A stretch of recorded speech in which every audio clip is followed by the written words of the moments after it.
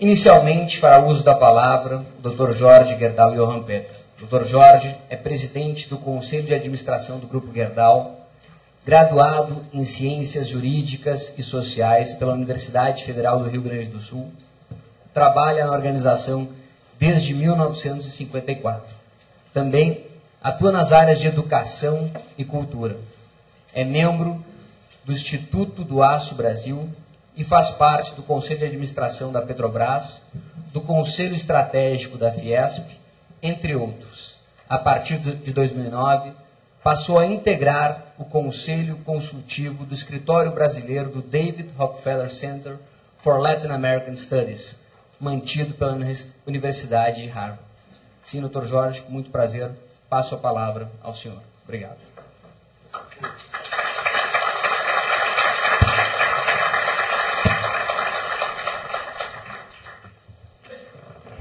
Peço licença de falar parado aqui, porque a adrenalina do tema eu aguento melhor em pé. Bom, eu gostaria de saudar primeiramente o nosso grande amigo Salim Matar, com o qual nós somos parceiros. Eu não vou falar tanto quantos anos, né, Salim, porque vamos ficar mais velhos ainda, sabe? Mas a verdade é que faz dezenas de anos que nós temos uma identificação absoluta na evolução do pensamento de mercado, pensamento liberal.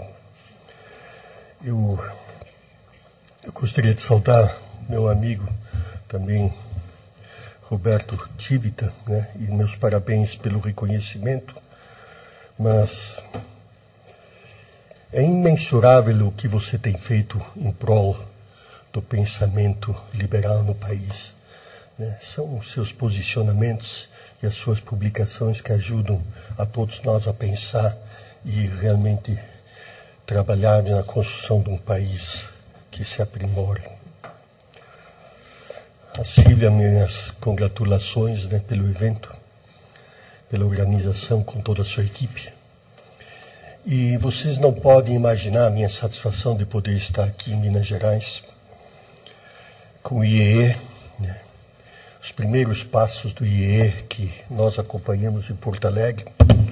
Nós já sonhávamos de que essa iniciativa, que tanto faz pelo desenvolvimento e aprimoramento dos jovens, né, deveria se repetir Brasil afora. E quando vejo hoje um auditório que nem esse aqui, no primeiro fórum aqui em Minas Gerais, eu fico extremamente feliz, porque defendo intensamente esses conceitos. Tem mais um ponto que eu gostaria de colocar, que a gente esquece, mas nós aqui em Minas Gerais não podemos deixar de que um dos precursores na busca da liberdade foi Tiradentes, tá certo? Talvez a gente fale de menos, né, sobre o símbolo que significou, né, o sacrifício da própria vida na busca de liberdade para o nosso país e de princípios, né, que é tremendamente importante na nossa história. Nós não falamos suficientemente sobre os grandes líderes que nós tivemos, que tiveram coragem de lutar pelos princípios da liberdade. Para mim, indiscutivelmente, a liberdade é o maior patrimônio da humanidade. Essa conquista da liberdade tem dimensões ilimitadas no reflexo do que foi construído e que tem sido desenvolvido. Sem liberdade, tudo isso não seria possível. O próprio desenvolvimento em todos os campos se deve praticamente à estrutura da liberdade. E a liberdade, indiscutivelmente, é um dos principais valores, e eu, até por visão pragmática da vida, né, eu tenho estudado muito o conceito de valores, e nada se constrói sem valores. Por ocasião que o grupo fez 100 anos, em que nós já vimos praticamente há mais de 30 anos antes, com definições claras dos valores, eu cheguei à conclusão, no debate, nos discursos que eu fiz por ocasião dos festejos dos 100 anos, principalmente nas reuniões com os colaboradores, eu insistia muito que tudo que se constrói e se busca perpetuidade é em cima de valores. E, indiscutivelmente, a liberdade talvez seja dos valores que realmente, e como o Roberto mencionou bem, ele propicia as demais condições para a sustentabilidade de toda uma visão filosófica de vida, de organização de país e Estado que nós temos. Muitas vezes nós esquecemos que a luta da liberdade, e eu insisto muito de que a liberdade ela tem que ser olhada de uma forma ampla, né? A humanidade já lutou muito, houve muitas mortes, sacrifícios para conquistar liberdades. Tá? Então o esforço que nós hoje fazemos, né, em relação daqueles que já lutaram pela liberdade, entre os quais tem que se indiscutivelmente mencionar a liberdade religiosa, tá certo, né? Foi feito com muito sacrifício. Eu pergunto se nós, para lutarmos pela liberdade, estamos nos sacrificando na mesma proporção que a história provou que é necessário para conquistar a liberdade. Eu acredito que é absolutamente pouco que nós fazemos em relação à liberdade. Eu gostaria de mencionar ainda um outro aspecto, que nós, principalmente no pensamento empresarial, nós temos uma tendência de dar um valor enorme à liberdade econômica. Indiscutivelmente, a liberdade econômica, dentro do processo das liberdades, ele tem um papel importante, muito importante, porque ele, indiscutivelmente, ele tem aquela estrutura pragmática em que a liberdade propicia a potencialização da realização da inteligência, de capacidade de trabalho do indivíduo, do próprio trabalho de criação, comunicação, assim por diante.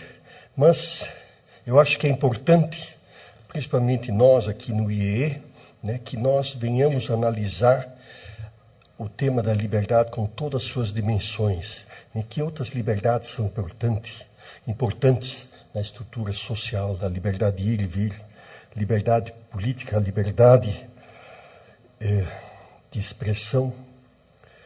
A soma dessas liberdades e outras liberdades da propriedade, a propriedade indiscutivelmente foi um momento chave, né, do início das conquistas da liberdade, em que o servo, em relação ao nobre, na busca das pequenas propriedades, foi o início de criação de estruturas de independência, da criação da propriedade, e que a propriedade, indiscutivelmente, é um instrumento-chave para que a liberdade possa existir, para reduzir a dependência do Estado.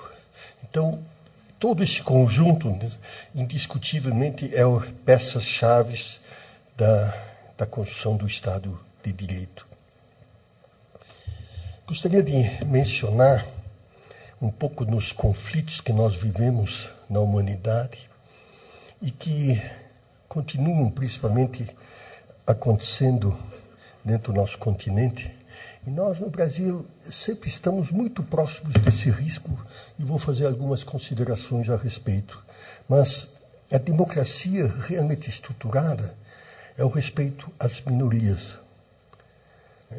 E quem não tem estruturas jurídicas para respeitar minorias, tá certo? Não é uma democracia dentro do nosso conceito de respeito ao cidadão, dos direitos individuais, assim por diante.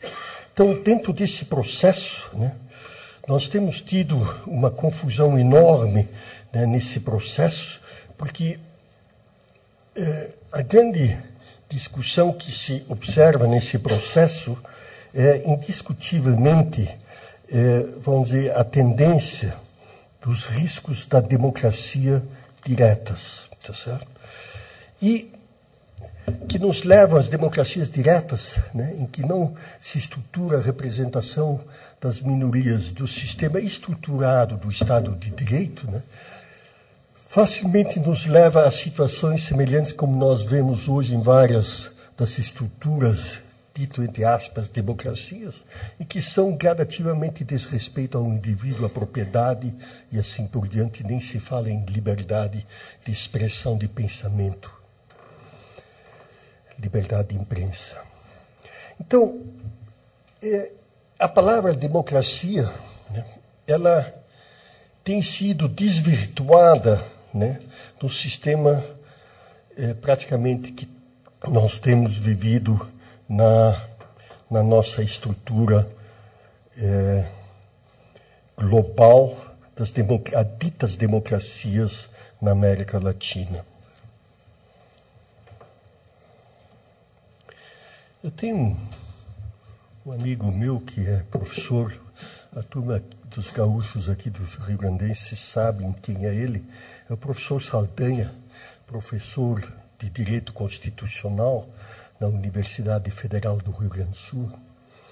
Eu tenho um relacionamento pessoal bastante bom, e esses dias debatendo, conversando com ele um pouco sobre esses temas, né, ele me chamava a atenção e dizia: Jorge, então o mais importante que a reforma política é a reforma institucional. O que ele quer dizer com isso? É que nós ainda temos uma estrutura institucional insatisfatória. Então é preciso trabalhar mais e mais na consolidação institucional como um todo, no qual a reforma política é uma peça-chave nesse processo para consolidar. Mas, da realidade, a inquietação sobre os processos de solidez institucional, né, são extremamente complexos. Como mencionava também Roberto um pouco o próprio problema da celeridade do nosso processo judicial. Justiça que leva 10 anos, processos complexos do Brasil facilmente levam 10 anos, se não forem ainda com prescrições que se estabelecem no caminho. Que justiça é essa que possa estabelecer um regime de respeito ao cidadão, uma democracia estruturada? Então, a reforma institucional no sentido realmente de que quanto as nossas instituições funcionam realmente no sentido da organização e desenvolvimento. É um questionamento importante, mas eu tenho convicções de que cabe a nós, né, dentro de uma visão ampla, né, analisar e debater e aprofundar dentro do conceito da construção do Estado de Direito, das liberdades que queremos ter, uma visão da estrutura institucional como um todo no país.